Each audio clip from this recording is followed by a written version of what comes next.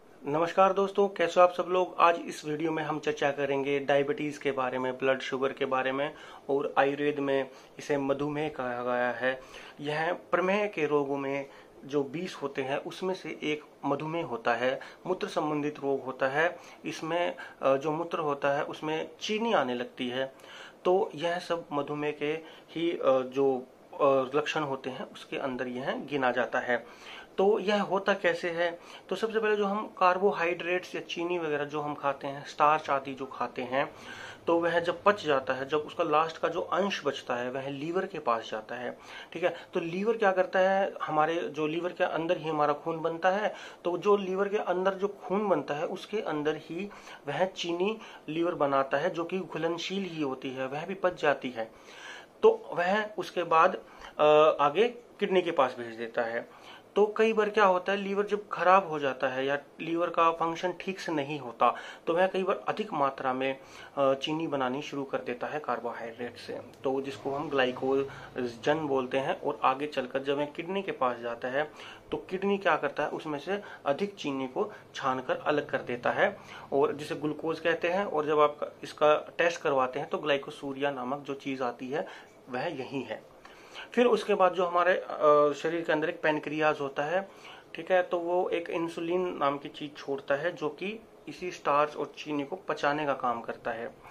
तो जब वह भी पैनक्रियाज ठीक ढंग से काम ना करके और इंसुलिन कम बनाना या बिल्कुल ही ना बनाना जब नहीं बनाता तो वह चीनी भी नहीं पच पाती और वह डायरेक्ट फिर हमारे मूत्र के थ्रू बाहर निकलनी शुरू हो जाती है।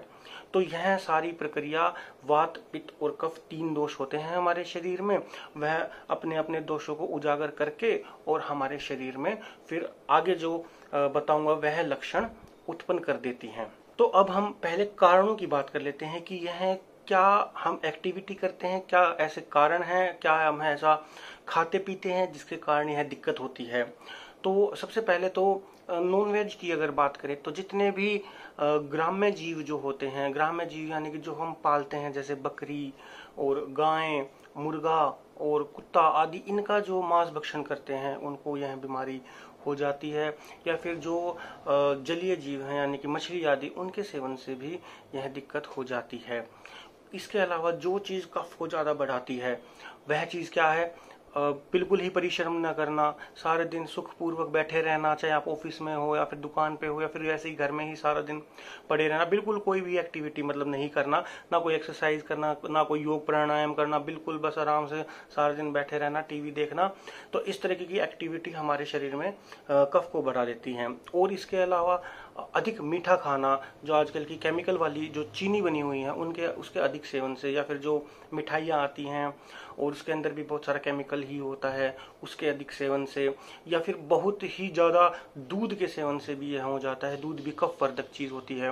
दही के सेवन से, दही भी कफवर्धक होती है, तो इसके भी अधिक सेवन से आगे चलकर यह दिक्कत हो जाती है। इसके अलावा जो चीज़ लीवर को खराब करती है, यानी कि अधिक मसालेदार चीज़ें जो हमारे शरीर में पित्त को बढ़ा देती हैं, जो शरीर में जलन पैदा कर देती हैं, उसके अधिक सेवन से यह दिक्कत हो जाती है।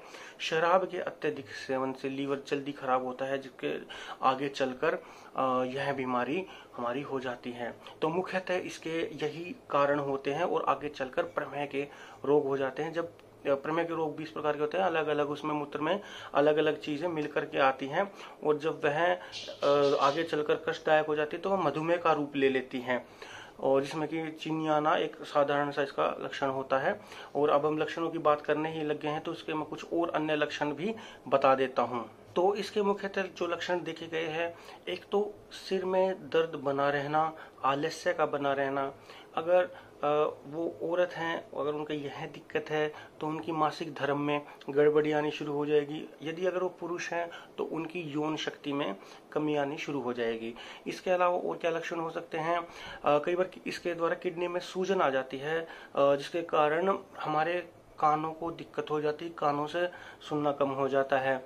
इसके अलावा कई बार स्वास्थ्य संबंधित बीमारियां भी हो जाती है, जैसे कि अस्थमा, निमोनिया, और यह जानलेवा भी हो जाती है।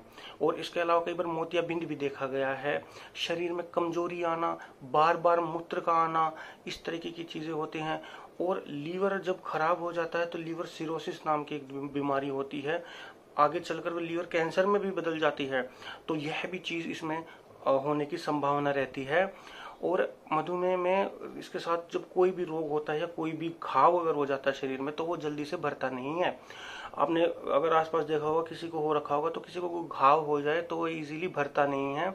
मधुमेह खुद एक अपने आप में खतरनाक रोग नहीं है, लेकिन अगर इसके साथ साथ कोई अन्य रोग जो हो जाता है वह उसको खतरनाक बना देता है और कई बार वो मृत्यु का कारण भी बन जाता है। तो ये थे सामान्यतः इसके कारण और लक्षण। अगर आपको इसमें कोई भी चीज समझ में ना आई हो तो आप कमेंट के माध्यम से हमसे पूछ सकते हैं। और जो कार्बोहाइड्रेट चीज होती है और स्टार्च जिसके अंदर होता है, और जो केमिकल वाली चीजें होती हैं जैसे कि मिठाई और चीनी और या जिसमें भी केमिकल वगैरह आदि मिलाए जाते हैं, उन सब का आज से ही अवॉइड करना शुरू कर दें। और आशा करता हूं मेरे द्वारा दी गई जानकारी आपको अच्छी लगी होगी। वीडियो को लाइक एंड शेयर जरूर करें और चैनल को सब्सक्राइब जरूर करें। धन्यवाद।